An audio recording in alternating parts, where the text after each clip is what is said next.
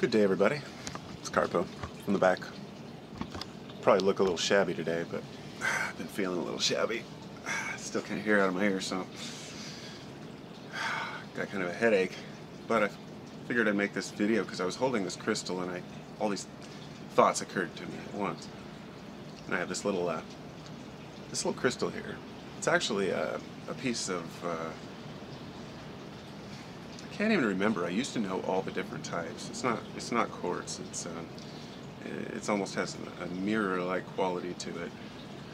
And a while back, I bought a lot of these from this roadside vendor. I used to stop. He sells amazing stones that he picks up at the gem shows, and got some really good deals on beautiful rocks. But back when I got them, I was really into the stones, the properties of the stones, and I did a lot of research trying to figure out, do stones really hold power? And I came to the conclusion over the years that the stone only holds as much power as the user puts into it. In fact, you could be carrying a piece of lava rock and which is basically all this is anyway. Well, not this particular type, but anyway, crystals are formed by intense heat and pressure, and they do have vibrational qualities to the atomic structure, I'm sure. As to whether or not those can affect us on a major level remains to be seen. People use crystals for healing, but it's not the crystal itself that's really claimed to do the healing, but more of the crystal is used as a way to focus that energy, if you will. So the crystal, you can walk into a room full of crystals and, it's not going to necessarily improve your health just because you're in the crystals.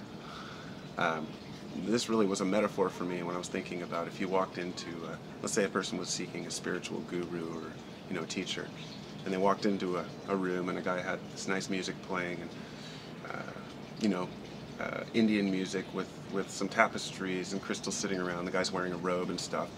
He may be taken seriously. If you walked in and the guy had a suit and a tie and he had trains up on his shelf and everything was all well organized, and just, he seemed stuffy, you wouldn't take him seriously.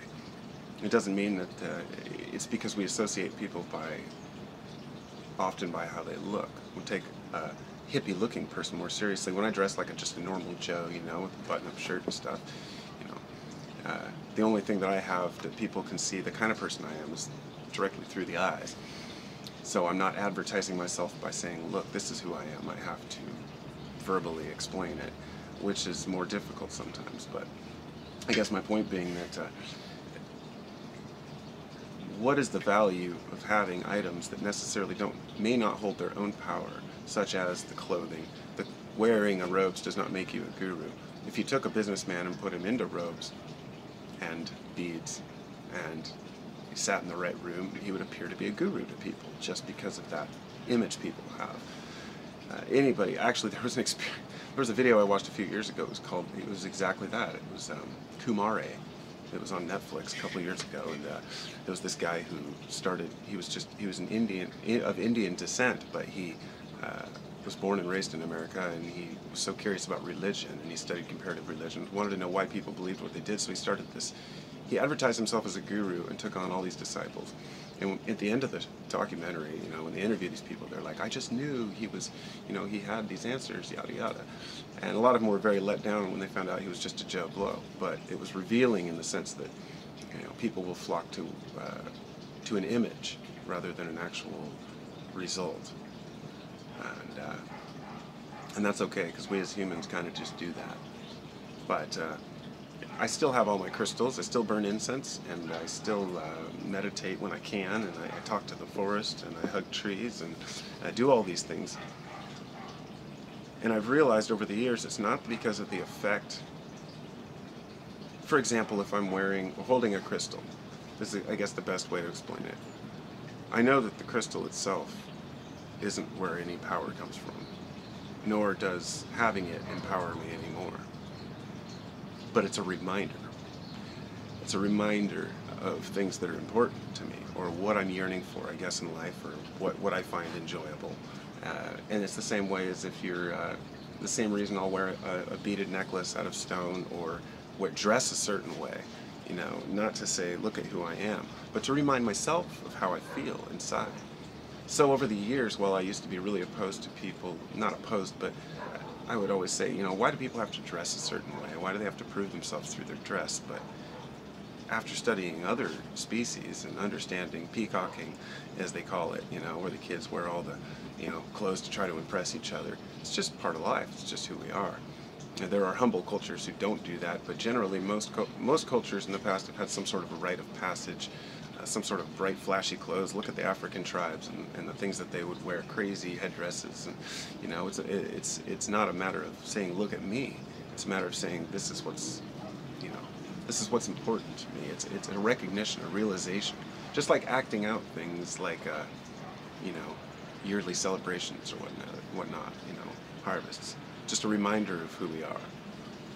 So we should cherish diversity, of course. Everybody who dresses differently, because if we all look the same, it would be pretty damn boring.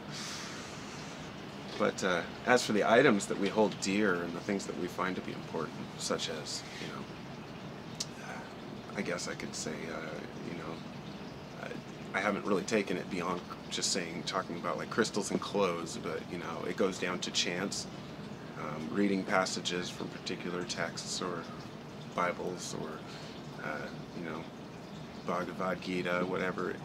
It's not about the passages that you're reading. It's a reminder of, oh, you know, reminder of who you are, I guess. And the practice itself of chanting is a matter of the personal power, a person repeating a mantra over and over in order to tap into that energy, whatever it may be. I won't get into the side of whether or not it's even, you know, legitimate, because I try to avoid anything that's not proven adequately, but at the same time I know that there are states of mind and degrees of awareness a person can reach by practicing certain rituals.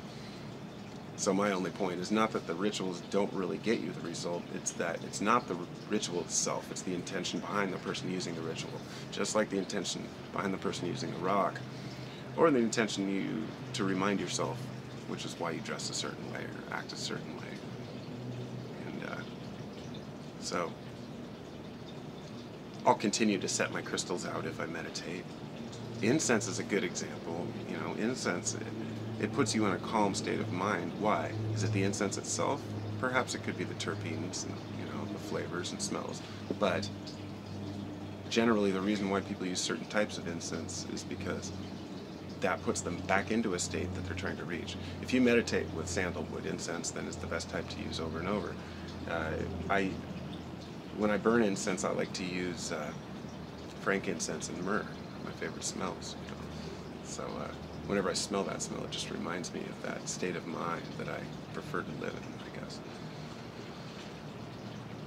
Just like when I look down at this crystal, it reminds me of, you know, the beauty of nature, the complexity of nature. Everything's what we make of it.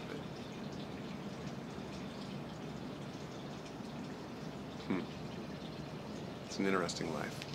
Take care, everybody.